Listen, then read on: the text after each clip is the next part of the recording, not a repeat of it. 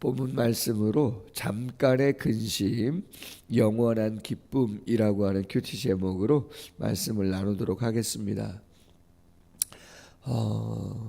예수님이 십자가 지시기 전날 밤 최후의 만찬을 하셨고 제자들의 발을 씻기시고 또 당신의 죽음에 대한 예언의 말씀을 하시는 가운데에 말씀이 계속 이어져 가는 가운데 있습니다. 특별히 오늘 말씀 16절 이하에 보면 예수님이 이렇게 말씀합니다. 조금 있으면 너희가 나를 보지 못하겠고 또 조금 있으면 나를 보리라. 오늘 16절에 보지 못하겠고 나를 보리라 이런 말씀을 하셨는데 이 본다라고 하는 단어가 나를 보지 못하겠고 라고 하는 단어와 조금 있으면 나를 보리라 하는 이 단어가 다른 원어가 쓰였습니다. 첫 번째 나를 보지 못하겠고 라고 하는 단어는 테오레니테라고 하는 것으로 외적인 것을 보지 못한다 라고 하는 의미입니다. 그러나 조금 있으면 나를 보리라 했던 이 보리라 라고 하는 것은 테오레니테라고 하는 단어가 아니고 옵세스테라고 하는 단어입니다. 이 단어는 외적인 것을 이야기하는 것이 아니라 내적인 깨달음을 강조할 때 사용되어지는 단어입니다. 조금 있으면 너희가 나를 보지 못한다? 왜요? 예수님이 체포당하십니다. 고문당하시고 십자가에 죽으시고 장사 지낸 바가 되어집니다. 당연히 제자들이 예수님을 보지 못하게 되어지는 것이죠. 떨어지게 되는 것이죠. 그리고 나서 나를 보리라? 그렇죠. 당연히 예수님이 죽으시고 장사 지낸 바 되었다가 부활하셔서 제자들을 만나지만 여기서 보리라 라고 하는 것은 정말 예수님이 누구신가 라고 하는 것을 내적으로 깨닫게 되어진다는 거예요. 예수님이 누구신가 라고 하는 것을 그때서야 믿게 되어진다 라고 하는 것을 강조하고 있는 내용입니다. 예수님이 고린도전서 1장 14절에 이렇게 말씀했습니다. 육에 속한 사람은 하나님의 성령의 일을 받지 아니하나니 이는 그것들이 그들에게는 어리석게 보이며 또 그는 그것들을 알 수도 없나니 그런 일은 영적으로 분별되기 때문이라. 여러분, 아무리 말을 해도요 듣지 않는 분들이 있습니다. 깨닫지 못할 때가 있습니다. 그것은 무슨 대학을 나왔느니 무슨 사회적인 경험이 있느니 없느니 그거하고는 전혀 관계없는 다른 차원의 이야기입니다. 믿음이라고 하는 것은 보느냐 보지 못하느냐, 그것은 시력이 좋으냐 안 좋으냐 그 차이가 절대 아니라는 것이죠. 그것은 은혜입니다.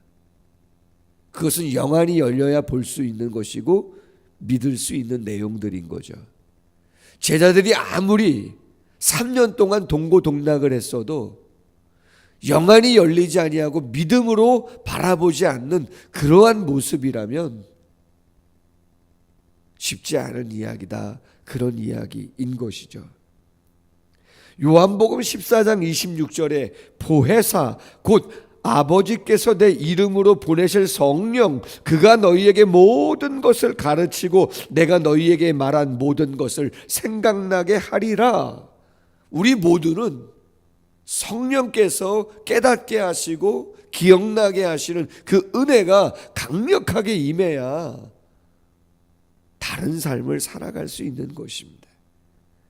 그렇지 않으면 우리의 의지나 우리의 감정과 그 무엇으로는 감당할 수 없다라고 하는 것입니다. 제자 중에 서로 말합니다. 우리에게 말씀하신 바 조금 있으면 나를 보지 못하겠고 조금 있으면 나를 보리라 하시며 내가 아버지께로 가미라 하신 것이 무슨 말씀이냐. 또 말하되 조금 있으면이라 하신 말씀이 무슨 말씀이냐. 무엇을 말씀하시는지 알지 못하겠다. 깨닫지 못하죠. 왜요? 영안이 열리지 않았기 때문임을 볼 수 있고, 영안이 혹 열렸다 할지라도 성령의 인도하심과 조명이 아니면 알 수 없는 것이죠. 19절 이하 말씀입니다. 예수께서 그 묻고자 함을 아시고 이르시되 내 말이 조금 있으면 나를 보지 못하겠고 또 조금 있으면 나를 보리라 함으로 서로 문의하는 것이냐? 내가 진실로 진실로 너희에게 이르노니 너희는 곡하고 애통하겠으나 세상은 기뻐하리라. 너희는 근심하겠으나 너희 근심이 도리어 기쁨이 되리라. 오늘 큐티 제목이 잠깐의 근심, 영원한 기쁨입니다. 여러분, 왜 곡하고 왜 애통을 하게 되어집니까? 제자들이 말씀드렸습니다. 영안이 열리지 않았고 믿음으로 바라보지 않기 때문에 그런 것입니다. 주님에 대한 약속의 확신이 결여되어 있습니다. 그렇기 때문에 불안하고 근심이 찾아올 수밖에 없는 것입니다. 우리 그 싸움하는 거죠. 그 싸움하는 것입니다. 믿음의 싸움이라는 것이 바로 그 싸움인 거죠. 민수기 23장 19절에 하나님은 사람이 아니시니 거짓말을 하지 아니하시고 인생이 아니시니 후회가 없으시도다. 어찌 그 말씀하신 바를 행하지 아니하시며 하신 말씀을 실행하지 아니하시랴. 예수님의 말씀을 믿음으로 반응하며 가야 되는데 쉽지 않다라고 하는 것이죠.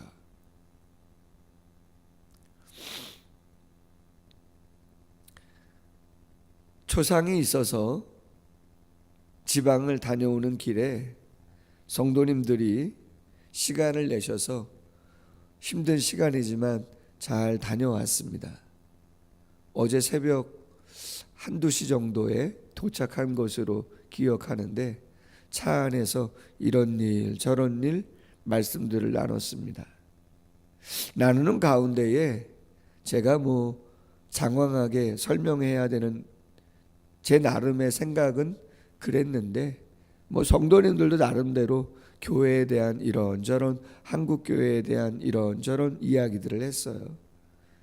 그 가운데에 요지는 현실적인 내용들도 이야기한 부분이 상당히 많이 있지만 핵심은 그거죠. 과연 믿음으로 감당할 수 있느냐, 감당할 수 없느냐. 생존이 힘들어져도 교회가 상황이 어려워져도 믿음으로 그 어려움을 감당할 수 있느냐, 감당할 수 없느냐. 믿음으로 감당한다라고 한다면 성도들의 생활이 어떠해야 되느냐, 목회자의 생활이 어떠해야 되느냐, 경제적인 부분들을 어떻게 감당할 수 있겠느냐, 과연 정말 믿음으로 소망하며 살아간다고 한다면 우리의 본향에 다른 곳에 있다면 정말 그 믿음대로 살아갈 자신 있느냐, 그런 이야기 나누고 있는 거죠. 쉽지 않은 이야기죠. 차원이 다른 이야기인데 그 차원의 갭을 어떻게 믿음으로 막아갈 수 있겠는가, 그런 이야기하고 있는 거죠. 믿음이 없으면 근심하고 걱정하고 염려하는 것으로 끝나고, 믿음이 있으면 현실이 어렵고 상황이 어려워도 이렇게도 해보고 저렇게도 해보고 액션이 있는 것이고, 그 액션 속에 하나님의 뜻을 추구하며 가는 것이고, 그 어떠한 열매와 결과들을 함께 맺어가게 되어 있는 것이죠. 믿음 따로 현실 따로는 아닌 것이고, 믿음이 있다면 그 믿음을 현실 속에서 어떻게 지금의 상황과 현실 속에서 최선을 다해서 그것들을 감당해 갈 것이냐. 많이 내려놓고 하나님께 맡기고, 인간적인 염려와 근심은 내려놓고, 또 내가 감당해야 할 것이 있다면 넉넉하게 감당할 수 있도록 믿음을 달라고 고백하며 가야 되는 모습들이 있는 것이죠. 세상은 교회가 힘들어지면 기뻐합니다. 세상에 기득권을 갖고 있는 사람들은 어려워지면 기뻐할 수 있습니다. 그러나 성도들까지 그 사람들이 기뻐하는 그 기쁨 속에서 인간적인 근심과 걱정 속에 매여 있으면 안 되는 거죠. 그들은 자신들의 기득권을 잃어버리지 않았기 때문에 종교 지도자들은 예수님을 핍박하고 어려움 가운데 몰아가면 그들은 자기들의 뜻이 이루어졌다 생각하고 기뻐할 수 있겠지만, 성도들까지 예수님이 끌려가서 고난의 길을 가는 그것 때문에 근심하고 걱정만 하면 안 되는 것이고, 예수님께서 말씀하신 것처럼 너희 근심이 도리어 기쁨이 되리라 말씀하셨기 때문에, 왜 기쁨이 됩니까? 그 십자가와 부활의 의미를 알고 있기 때문에 다른 차원의 기쁨으로 그 현실을 감당하며 가야 되는 것이다 라고 하는 것이죠. 그러므로 약속에 대한 믿음을 더욱더 우리 모두가 확실하게 가져야 되는 것이죠. 여자가 해산하게 되면 그때가 이르렀으므로 근심하나 아기를 낳으면 세상에 사람 난 기쁨으로 말미암아 그 고통을 다시 기억하지 아니하느니라. 성도는 신앙으로 인한 고뇌를 환희를 위한 준비 과정으로 받아들일 수 있어야 한다라고 하는 것입니다. 반드시 열매가 맺어지기 위해서는 과정이 있고 그 과정에 힘들고 어려움은 필연이다라고 하는 것입니다. 오늘 말씀, 해산하게 되면 여자가 그때가 이르렀으므로 근심하나 아기를 낳으면 세상에 사람 난 기쁨으로 말미암아 그 고통을 기억하지 않는 것처럼, 로마서 8장 17절 이하 자녀이면 또한 상속자, 하나님의 상속자요 그리스도와 함께한 상속자니 우리가 그와 함께 영광을 받기 위하여 고난도 함께 받아야 할 것이라 생각하건대 현재의 고난은 장차 우리에게 나타날 영광과 비교할 수가 없다. 할렐루야. 다른 차원의 이야기들이다라고 하는 거예요. 지금 내가 이 땅에서 어떻게 살아가든지 그것도 중요할 수 있겠지만, 정말 중요한 것은 영원한 삶인데 내가 천국에서 어떠한 모습으로 하나님의 인정 속에서 살아갈 것인가 라고 하는 것은 어마어마한 차이인 거죠. 우린 그것을 바라보고 나아가는 것이죠. 그것 때문에 설교하고 이 새벽에 이렇게 새벽에 단잠을 깨워서 주님 앞에 나와서, 그렇죠, 내 삶을 돌아보고 믿음을 점검하고 기도하는 것이죠. 야고보 1장 2절 이하 여러 가지 시험을 당하거든 기쁘게 여겨라. 믿음의 시련이 인내를 만들어낸다. 인내를 온전히 이뤄라. 온전히 구비하고 조금도 부족함이 없게 하려 함이라. 성도는 신앙으로 인한 고뇌를 환희를 위한 준비 과정으로 받아들일 수 있어야 한다. 말씀을 하시고 나서 마지막 23절 이하에 말씀합니다. 그날에 부활 승천하시고 나서 보혜사 성령이 임하시고 나서 그날에 너희가 아무것도 내게 묻지 아니하리라. 내가 진실로 진실로 너희에게 이르노니 너희가 무엇이든지 아버지께 구하는 것을 내 이름으로 주시리라. 왜 묻지 않아요? 성령께서 우리 안에 거하시면서 우리에게 깨닫게 해주시는 은혜를 경험하게 되어지는 거죠. 생각나게 하시고 깨닫게 하시는 은혜가 임하게 되어지는 것이죠. 그때는 예수님의 이름으로 구하라는 거예요. 지금까지는 너희가 내 이름으로 아무것도 구하지 아니하였으나 구하라. 그리하면 받으리니 너희 기쁨이 충만하리라. 아멘. 예수님 요한복음 14장 13절에서 그렇게 말씀합니다. 너희가 내 이름으로 무엇을 구하든지 내가 행하리니 이는 아버지로 하여금 아들로 말미암아 영광을 받으시게 하려 함이라. 내 이름으로 무엇이든지 내게 구하면 내가 행하리라. 아멘. 히브리서 4장 14절 이하, 우리에게 큰 대제사장이 계시니 승천하시니 하나님의 아들 예수시라. 우리가 믿는 도리를 굳게 잡을지어다. 우리에게 있는 대제사장은 우리의 연약함을 동정하지 못하실 리가 아니요 모든 일에 우리와 똑같이 시험을 받으신 이시로되 죄는 없으시니라. 그러므로 우리는 긍휼하심을 받고 때를 따라 돕는 은혜를 얻기 위하여 은혜의 보좌 앞에 담대히 나아갈 것이니라. 아멘. 죄인의 간구는 하나님이 들어주실 수가 없잖아요.